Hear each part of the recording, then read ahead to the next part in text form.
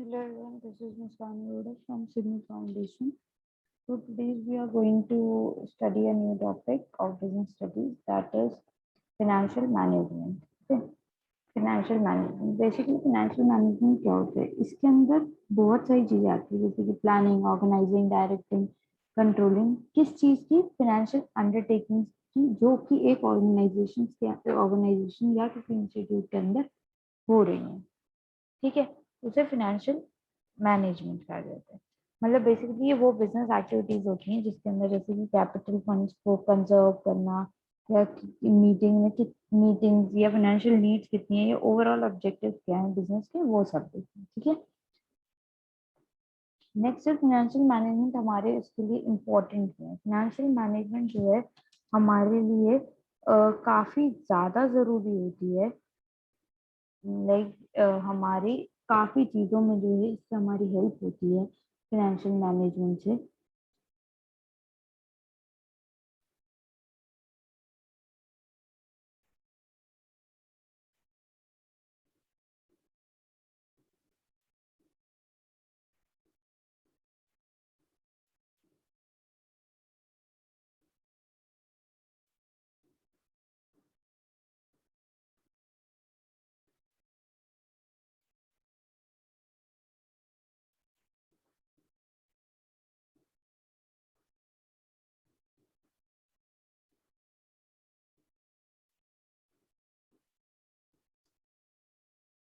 फिर जैसे कि हमारी फाइनेंशियल मैनेजमेंट में हमारी हेल्प कैसे होती है, ये हमारी कई चीज़ों में हमारी हेल्प होती है फाइनेंशियल मैनेजमेंट से। ठीक है, फाइनेंशियल मैनेजमेंट जो है हमारी ऑर्गेनाइजेशन को हेल्प करता है फाइनेंशियल प्लानिंग में, असिस्ट करता है ऑर्गेनाइजेशन कैसे प्लानिंग करनी है, कैसे फंड्स को यूज करना है। ठीक है, ऑर्गेनाइजेशन की हेल्प करता है कि इफेक्टिवली कैसे फंड्स को एलोकेट करना है, रिसीव कैसे हुए, कैसे एक्वायर करना है, वो सब। ठीक है, इकोनॉमिक स्टेबिलिटी प्रोवाइड करता है, एम्प्लॉयज को एनकरेज करता है कि वो पैसा बचाएं और अपनी फाइनेंशियल प्लानिंग करें। ठीक है, इंक्रीज करता है ओवरऑल वैल्यू फर्म की या जो ऑर्गेनाइजेशन है उसके प्रॉफिटेबिलिटी में बढ़ाने में भी हेल्प करता है। ठीक है, उसके बाद फाइनेंशियल मैनेजमेंट की जो स्टडी है, हमारी फाइनेंशियल मैनेजमेंट हमारे लिए पढ़ना क्यों जरूरी है? फाइनेंशियल मैनेजमेंट जो है हमारे लिए पढ़ना इसलिए जरूरी है, मतलब ये हमारी काफी चीजों में हेल्प करता है। ठीक है, जैसे कि सबसे पहले आ गए diverse career opportunities. Financial management अगर आप पढ़ते हो तो आप बहुत सारे करियर अपॉर्चुनिटीज आपके लिए खुल जाती हैं। ठीक है, वो प्राइवेट सेक्टर में भी हो सकती है और पब्लिक सेक्टर में भी हो सकती है। Career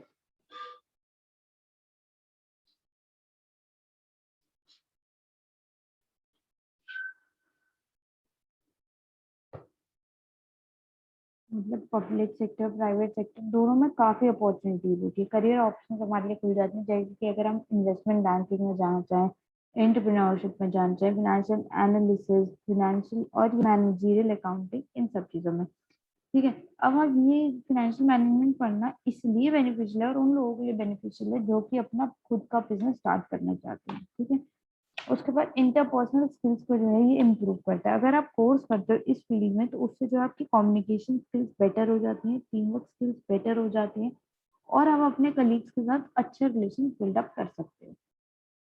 builds personality. अगर आप कोर्स करते हो इस फील्ड के अंदर तो ये आपकी हेल्प करता है सॉफ्ट स्किल्स को इम्प्रूव करने के लिए। इसलिए क्योंकि लोग जो हैं कुछ मतलब जो लोग इस सेक्टर में काम करते हैं वो एक्सट्रोवर्ट होने चाहिए। ऐसे नहीं, इंट्रोवर्ट होने से काम नहीं चलता इस सेक्टर में। तो उसको जो है तो उनको जो है फिनेंस के बारे में बहुत बहुत देर तक रेगुलर बातें करनी पड़ती हैं। ठीक है, इससे जो है पर्सनालिटी, नॉलेज, कम्युनिकेशन सब बढ़ता है।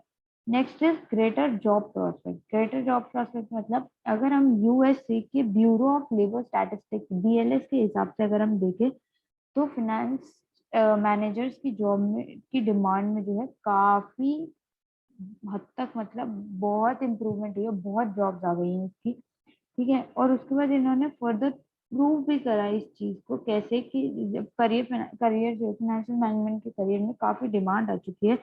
14% से जो है इंक्रीज हुआ। फाइनेंशियल एडवाइजिंग का जो करियर है वो 32% से इंक्रीज हुआ। फाइनेंशियल एनालिसिस का करियर जो है वो 23% से इंक्रीज हुआ। ठीक है, हायर सैलरी पैकेजेस, पीपल जो लोग इस सेक्टर में काम करते हैं उनको बहुत अच्छी सैलरी दी जाती है, चाहे वो एंट्री लेवल हो, चाहे वो मैनेजमेंट लेवल हो, कोई भी लेवल हो, ठीक है। ये एक हाई स्किल जॉब रोल होता है जिसके अंदर जो कि हमेशा डिमांड में ही रहता है, चाहे रिसेशन हो, चाहे बूम, चाहे कुछ भी हो। करियर ग्रोथ, इससे जो है हमारे को अपॉर्चुनिटी मिलती है कि हम अपनी प्रोफेशनल स्किल्स को जो है डेवलप कर सके और हम करियर लैडर को और ज्यादा ऊपर हम उस पर बढ़ सके, ठीक है। तो अगर आप ये नॉलेज जो है, इस चीज की नॉलेज अगर आप रखते हो और आपको जो है आपके पास एप्टीट्यूड स्किल्स काफी अच्छी हैं, तो ये फील्ड जो है आपके लिए बहुत अच्छी है, ठीक है। नेक्स्ट इज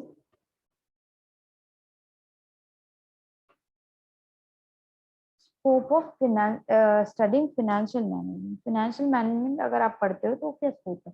आप कॉर्पोरेट मैनेजर बन सकते हो, इन्वेस्टमेंट बैंकर बन सकते हो, financial adviser, financial analyst, examiner, financial manager, personal financial planner, budget analyst, credit analyst, investor relation associate बन सकते हैं, या कोई एग्जीक्यूटिव, ठीक है। फाइनेंशियल डिसीजन, डेब्ट या इक्विटी, ठीक है। अब जो आता है फाइनेंशियल डिसीजन, फाइनेंशियल डिसीजन क्या होते हैं? ये डिसीजन होते हैं जो मैनेजर लेता है बिजनेस के फाइनेंस को मैनेज करने के लिए, ठीक है। ये क्रूशियल डिसीजन होते हैं हमारे बिजनेस के लिए, हमारी फाइनेंशियल वेलबींग के लिए, कंपनी के। ये डिसीजन होते हैं किस टर्म्स में होते हैं? एसेट कब खरीदनी है, कब बेचनी है, फाइनेंस कैसे, मतलब फंड्स कैसे रेज करने हैं, डे टू डे कैपिटल या एक्सपेंडिचर मैनेजमेंट, ये सब जो है इसके अंदर आता है, ठीक है।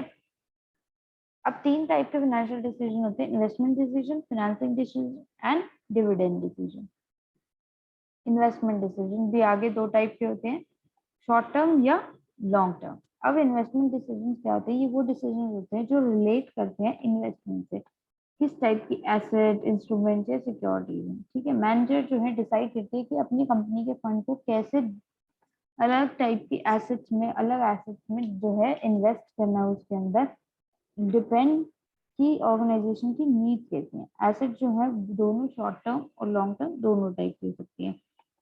हर कंपनी के पास जो है फाइनेंशियल रिसोर्सेज बहुत कम रहते हैं, तो ये क्रूशियल है, ये बहुत इंपॉर्टेंट है कि कैसे मतलब डिसाइड करना कि कैसे आप अपने पैसे को किस चीज में इन्वेस्ट पहले करोगे, ठीक है। मैनेजर जो होते हैं उनको जो है पोस्टपोन करना होता है कि वो इन्वेस्टमेंट इस एसेट में बाद में इन्वेस्ट करेंगे या पहले इन्वेस्ट करेंगे। अब इसके दो टाइप के कंपोनेंट होते हैं: working capital decision, capital budgeting decision. Working capital decision जो होते हैं वो शॉर्ट टर्म इन्वेस्टमेंट डिसीजन होते हैं, और कैपिटल बजटिंग जो होते हैं वो लॉन्ग टर्म इन्वेस्टमेंट डिसीजन होते हैं, ठीक है। फाइनेंसिंग डिसीजन क्या होते हैं? ये वो डिसीजन होते हैं जो कि फाइनेंसिंग, कंपनी की फाइनेंसिंग कैसी है उसको इंश्योर करने के लिए होते हैं, ठीक है।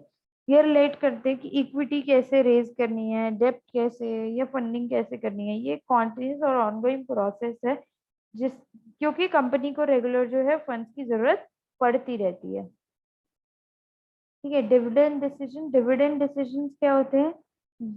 जब एक कंपनी जो है प्रॉफिट अर्न करती है, कोई भी प्रॉफिट अर्न करती है, तो वो ये डिसाइड करती है कि वो अपने शेयर होल्डर्स को कैसे जो है उस चीज का रिवॉर्ड देगी, कैसे उस चीज के लिए, इन्वेस्टमेंट के लिए, उनके ट्रस्ट के लिए या कॉन्फिडेंस के लिए, कैसे वो अपने शेयर होल्डर्स को रिवॉर्ड देगी, कैसे उनको रिटर्न देगी। इस रिटर्न को, ये रिवॉर्ड को क्या बोला जाता है?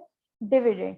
अगर सेम टाइम पे जो है at the same time managers को जो है एक डिसीजन करना होता है कि अपने प्रॉफिट का कुछ पार्ट जो है रिटेन करके अपने पास, बचा के अपने पास रखे, ताकि फ्यूचर जो है, फ्यूचर में कंपनी को अगर किसी भी चीज की नीड हो फाइनेंस की, तो वो वहां से यूज कर सके। इसको हम बोलते हैं रिटेन्ड अर्निंग्स, ठीक है। मैनेजर्स को जो है एक इम्पोर्टेंट डिसीजन बनाना होता है कि कितने पोर्शन, प्रॉफिट का कितना पोर्शन जो है कंपनी जो है अपने पास रखेगी और कितना एज अ डिविडेंड पे करेगी। Thank you. We'll continue in the next class.